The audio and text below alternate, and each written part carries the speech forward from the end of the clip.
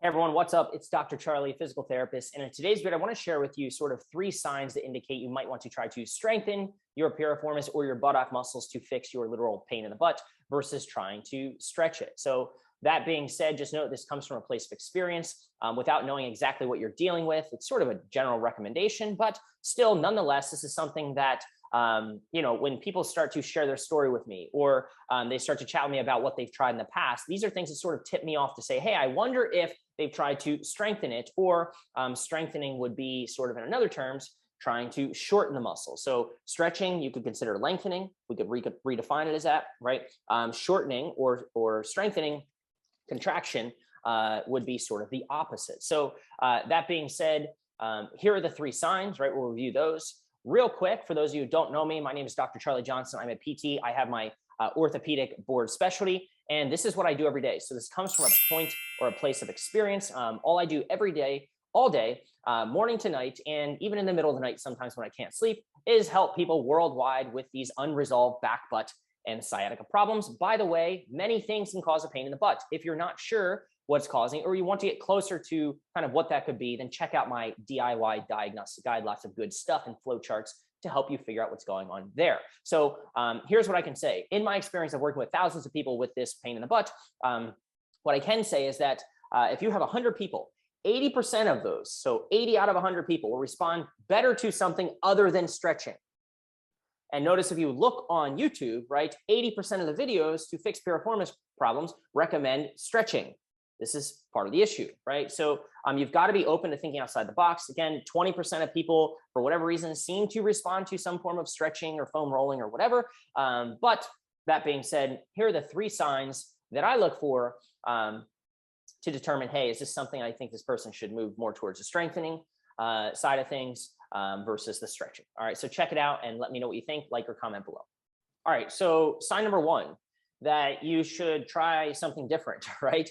Is that stretching gives temporary relief. So if someone's chatting with me, right, and they're talking about their pain in the butt and all the things they've tried, and they said, hey, I've tried different forms of stretching, right, and it's just not working, then it's time to do something different. And we can apply something I call the rule of opposites here, right? So again, if we sort of redefine stretching as lengthening, if this is point A and this is point B, and we talk about lengthening something, then what is the opposite of lengthening? Well, the opposite of lengthening would be shortening, or bringing the 2 points, point A and point B, closer together. So think about it, right? If you think about other things in life that you've done and that you've been able to learn, right?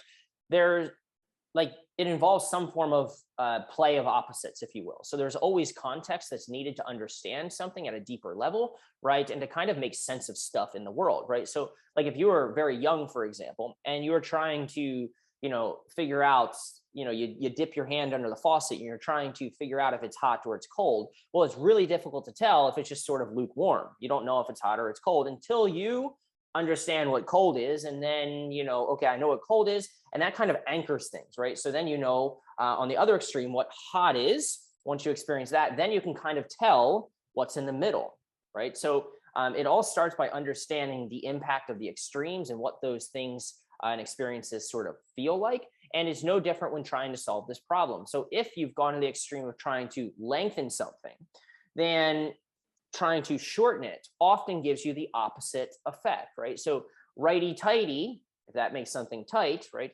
Lefty loosey loosens it. So this is just the same thing that, and the same concept I'm applying. Honestly, it doesn't go any more, in depth than that. That's really all the thought I put into it, because I'm just a scientist and I'm testing things, again, scientifically. So that brings me to my next point. So if you've been trying to lengthen something, stretch something, and it's not working, try to shorten it. By the way, there are many ways that you can try to shorten it. I give a couple examples in this video. Don't assume that those are the only things you can do, but there are just a couple ways that you can try to shorten the area or sort of strengthen or contract it, for lack of better terms, okay? That being said, one thing you're going to want to be aware of is not mixing these things, all right? So what do I mean by that? So if you have lengthen and shorten, or if you have hot and you have cold, if you have black and you have white, these are all opposites. But if you mix black and white, you just get gray. And who likes to live in the gray zone, right? We all want things that are more black and white, which is probably why we like X-rays and MRIs, right? They're literally black and white, or at least they seem that way. So what I'm getting at here is that trying to stretch and strengthen at the same time is equivalent to you trying to turn the screwdriver to the right and the left at the same time. Essentially, you're not going anywhere. So you can imagine, right? You're driving down a highway and someone says, turn right. And then the other person says, no, turn left. And you balance the average of those two out. You just end up going straight, right? So it doesn't give you a lot of clarity when you're running experiments to kind of have like a stance that's very neutral in this case. So oftentimes you can sort of cancel out, right? If you mix hot water and cold water, you just make sort of warm water, or who even knows what that is, somewhere in the middle water, right? As far as temperature goes. So don't do that. So if you're going to stretch it, stretch it. If you're going to strengthen it, strengthen it. Because at the end of the day, you want to know what works and what doesn't work. And if you're mixing black and white, then you just get gray and you're confused. All right. So first sign that you should try to strengthen, not stretch your piriformis, if you're dealing with this problem, is if stretching gives you temporary relief. And so you want to try to do the opposite, because stretching could also be defined as lengthening. So you want to try to shorten it, or at least give that option some consideration.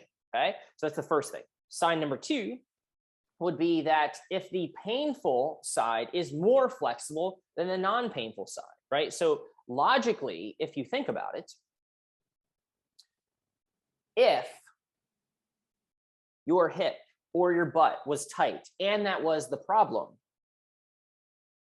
then the painful side should be more tight than the non-painful side, right? So I'll pull something up here in a second just to demonstrate this, right? And kind of like show you sort of more graphically, or infographically what this looks like. But at the end of the day, right, if you got a pain in the right butt cheek, all right, then if this side is the right butt cheek and this side is woohoo, right, then the right side, the painful side, is technically more tight. And in this case, right, it might make sense that you might want to try to stretch that. Fair. But let's just say that you've got a pain smack dab in the center of the right butt cheek or somewhere around there, and you think it's a piriformis problem. Then if it's like really loose, and this other one's a little bit more stiff or even symmetrical, right, then you start to say, that's weird. I thought that the reason I hurt was because my butt cheek was painful, and everybody was telling me that I had all this tightness on my painful side, and that was the cause of my problem. But when I look at the motion of that muscle and I look at the flexibility, it's actually, you can see the distance, right, how far my knee drops. It actually moves more. The painful side moves more and is more flexible than my non-painful side. That's weird. So they're all telling me it's tight, but when I look at it, when I assess it, it feels tight, but objectively it's not. Right? So just because you have a feeling of tightness, that doesn't mean that something's actually tight. A feeling of tightness is just a perception, just a sensation, right? And there can be many sensations that we experience for different reasons. All right. So don't go off sort of that feeling, kind of objectify it and move your hips. And if you notice that, the painful side drops really far and the other side drops equally, or is sticking up more in the air. And again, I'll flash this up here in a second to just verify and clarify what I mean. Then does it really make sense to stretch something that kind of seems already more flexible? Does that make sense with your hypothesis, right? Not really, if you ask me, right? So I would say, hey, could you actually stiffen that thing? What if you try to balance the body out, for lack of better, again, terms or words, by trying to shorten it? So take something that's perhaps overstretched or more flexible and make it a little bit less flexible. All right, so here's what I mean when I say that if the painful or the bad side, remember I showed you, I stood up and I kind of pointed to my right butt cheek, right, as the painful side, is more flexible than the non-painful, in the example I used, left side.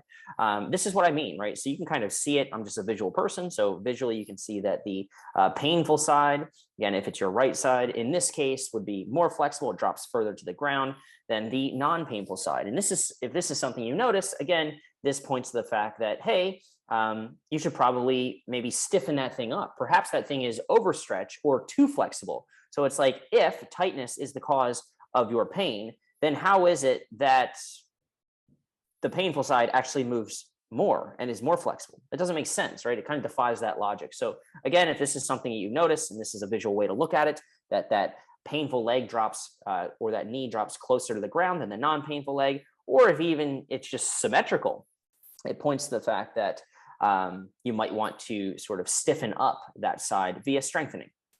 Okay, so that's the second sort of sign that leads me to believe that you might want to strengthen versus stretch. The third sign that leads me to believe that you might respond better to strengthening versus stretching is indications of what I call a force production or power deficit. All right, so basically in simple terms, what it means is when you start saying things like, hey, Charlie, the more I do, the more it hurts. Specifically, the more force that is required of my hip muscles, my buttock muscles, the more power that I'm requesting from it, the more horsepower I need to do something, the worse it gets.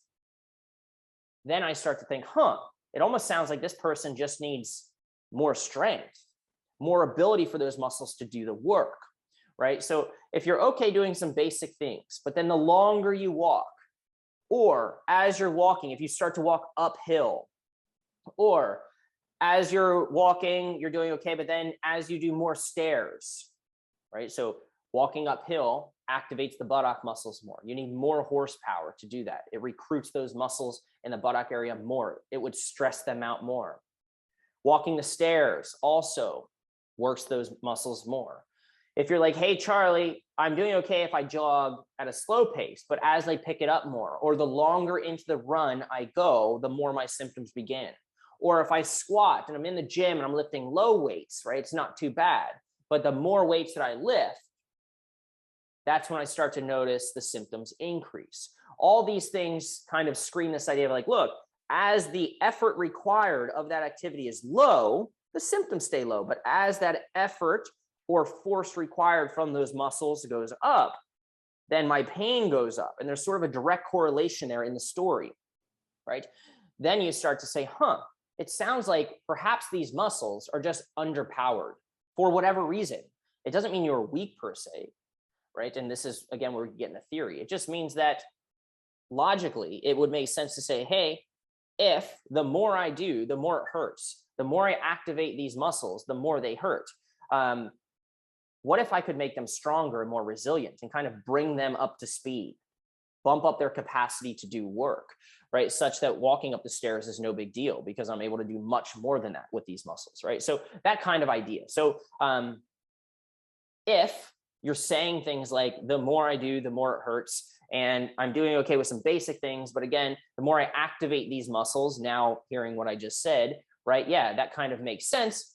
Then perhaps you want to consider that you should move towards more the strengthening of this area versus the lengthening or the stretching. Because again, there's an optimal length tension of muscles, right? So muscles don't do really good when they're really stretched out, and they don't do really well when they're really short. So if, in the second sign, you notice that things are kind of more flexible than the non-painful side, so the painful side is more flexible than the non-painful side, then consider that maybe the muscle, right, is sort of at a microscopic level, if you will, just too stretched out, and the muscle cannot function optimally. So the idea is like, hey, can we shorten it? And can we shorten it by repetitively contracting it or strengthening it? So again, a little bit theoretical, but this is just what I've seen and what I wanted to share, because I get a lot of people who are like, hey, Charlie, like, when should I do this or when shouldn't I do this? And what's really difficult is to give you like specific recommendations, but I can kind of give you my decision-making framework for understanding like, when would Charlie think that this is a good idea versus when would he think this is probably not likely to help. So hopefully this is useful and you got something out of this.